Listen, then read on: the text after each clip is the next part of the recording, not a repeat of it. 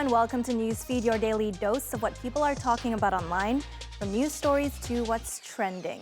India has become the first country to reach the moon's south pole.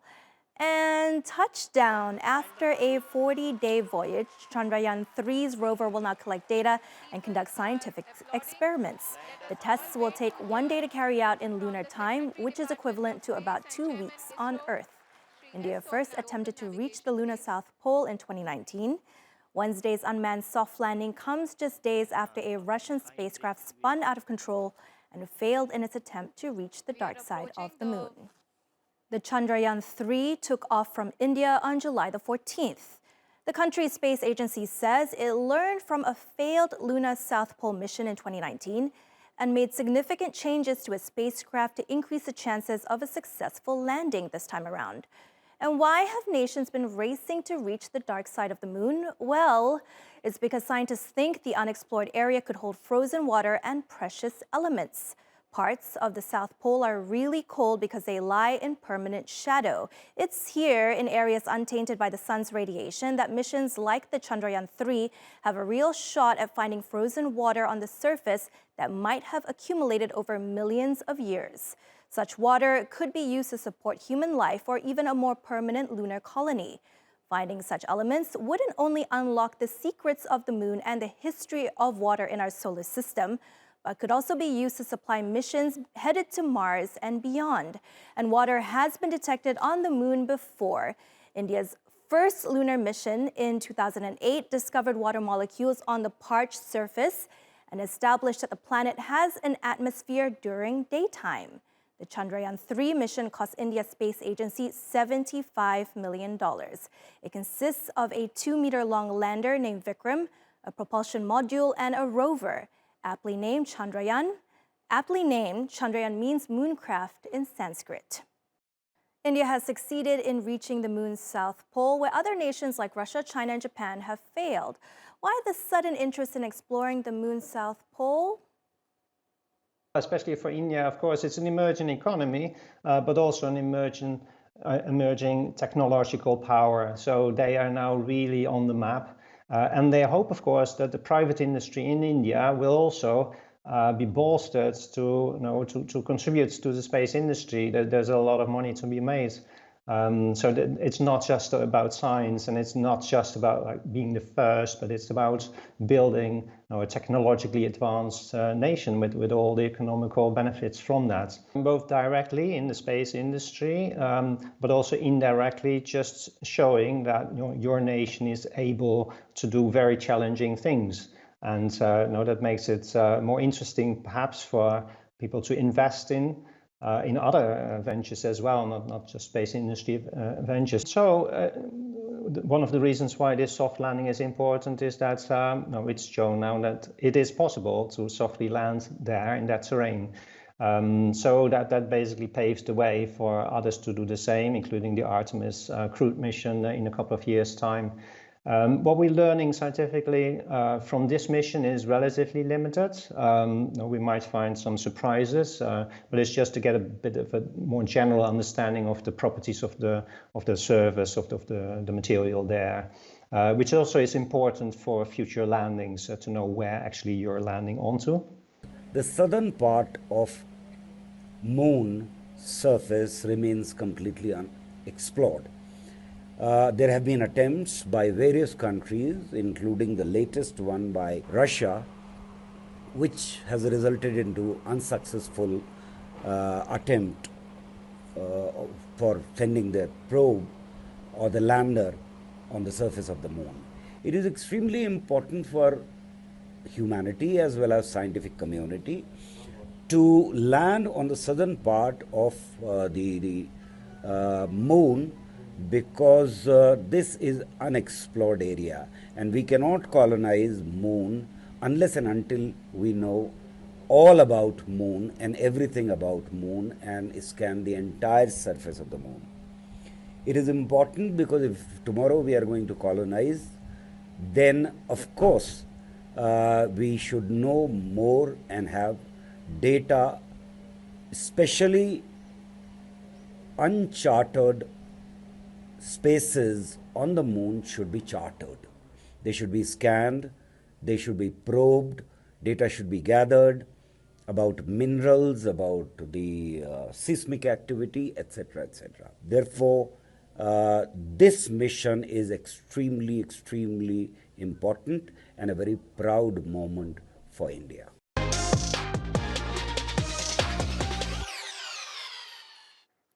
People over a certain age have a very specific way of using social media.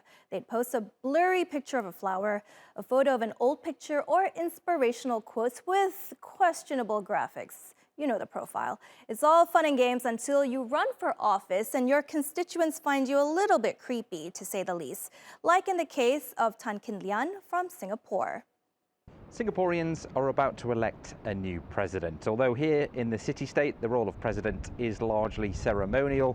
They'll attend official state events or represent Singapore on trips abroad. Although the criteria to become president is pretty strict.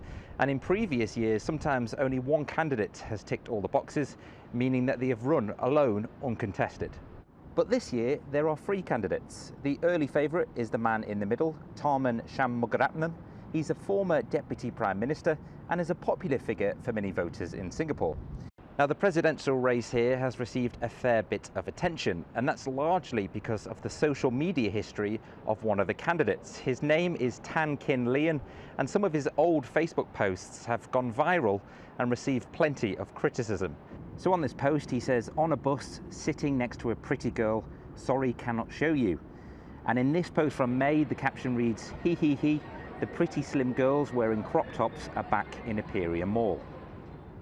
Now, unsurprisingly, considering it's 2023, there's been plenty of backlash to these posts. Singapore's Association of Women for Action and Research said his posts are objectifying women and reducing them solely to their appearances for personal entertainment.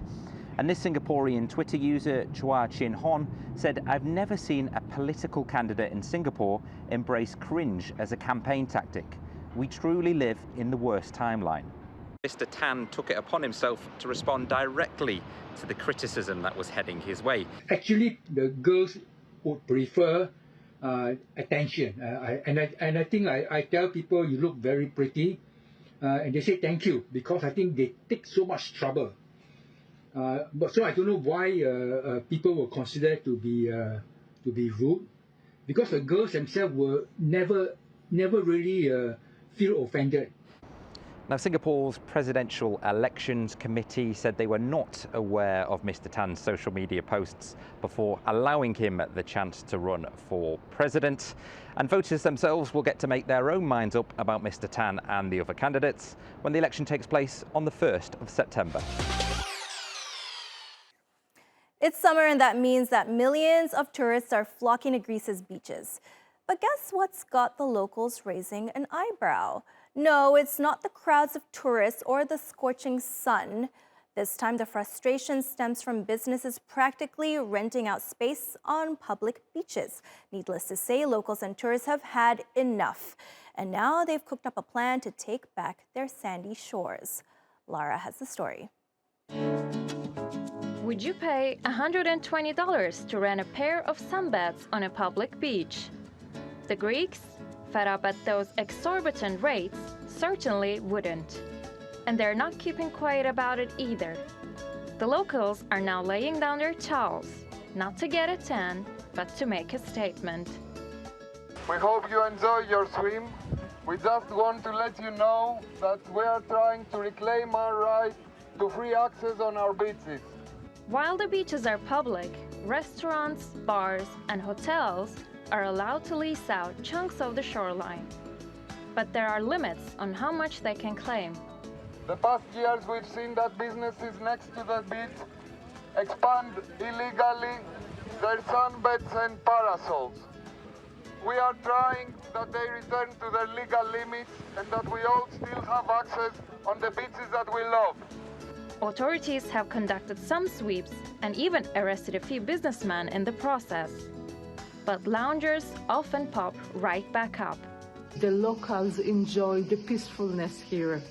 So we do not want it to be taken by businessmen who care about the money and not about the nature. And we do not want that the beach will be occupied by umbrellas and huge, really humongous beds that have nothing to do with this simplicity of the island. In the past few weeks, hundreds of locals have staged a number of sit-ins on beaches to emphasize their point.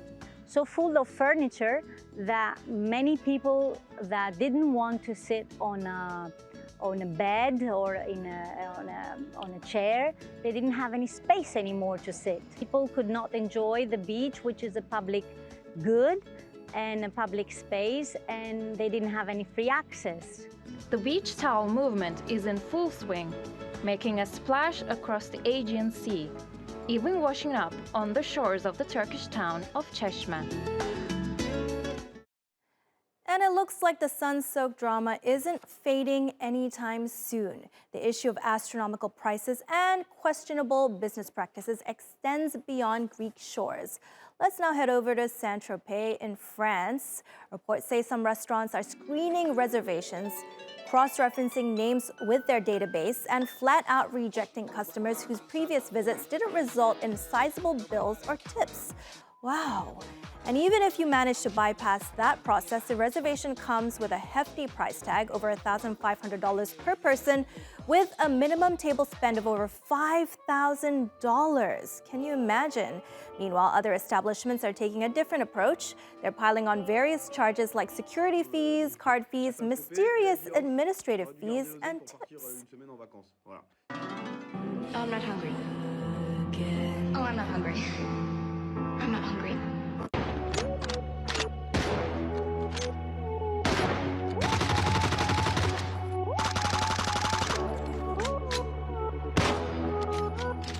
Why are they doing this, you may ask? Well, tensions have been heating up between restaurants and patrons regarding the practice of tipping and additional dining fees already, but this year, things have escalated. Some establishments have tried to offset the costs of increased employee wages and costs while sidestepping the need to raise wages outright. The Saint-Tropez local administration weighed in on the issue, saying business practices like that are damaging the city's reputation.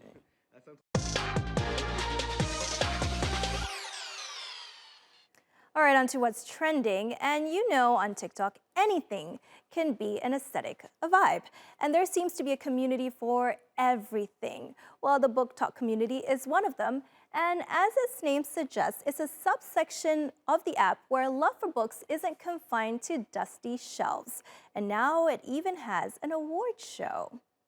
The winners of the first ever Book Talk Awards have just been revealed. The categories include the Book Talk Book of the Year, Author of the Year, Creator of the Year, and even Indie Bookshop of the Year.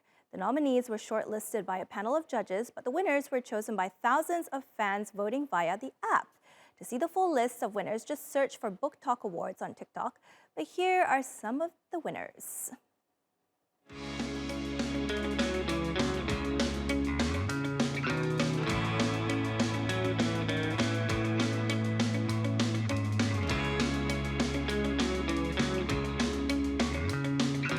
Creator of the Year, Eden Victoria, the artist formerly known as Eden Reed Reads. Eden's out there serving books and looks, and yeah, she's hilarious. So you should definitely go and follow her. Then congratulations to the Bookshop of the Year, Portobello Bookshop in Edinburgh. That's another bookshop that I'm afraid I'm going to have to go and visit. That's our show. Find our latest stuff on YouTube and do subscribe to our channel. See you soon.